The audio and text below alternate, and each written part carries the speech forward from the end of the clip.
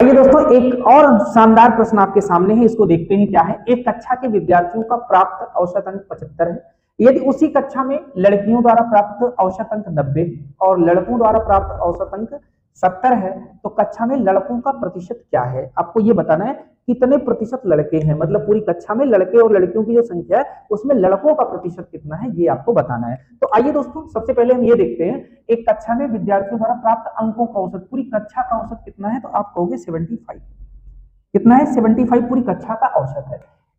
यदि उसी कक्षा में लड़कियों का मतलब गर्ल्स का, जो लड़कियां हैं, लड़कियों द्वारा प्राप्त अंकों का औसत क्या है? 90 है। लड़कियों द्वारा प्राप्त अंकों का औसत 90 है। और लड़कों द्वारा प्राप्त अंकों का औसत, यानी बॉयज द्वारा जो प्राप्त अंकों का औसत है वो क्या है? 70 है।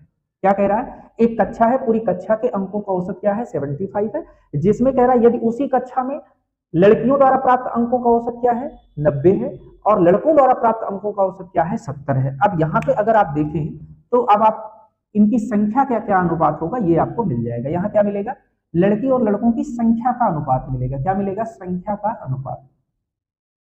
संख्या का अनुपात क्या होगा दोस्त? तो जरा देखिए, तो आप देखोगे 75 में से क्या घटा दिया जाए? 70। अगर 75 में से 70 घटा दिया जाए तो यहाँ आएगा 5, और 90 में से 75 घटा दिया जाए तो यहाँ आएगा 15। इनका जो संख्या का अनुपात होगा वो 1 अनुपात क्या हो जाएगा? 3 हो जाएगा।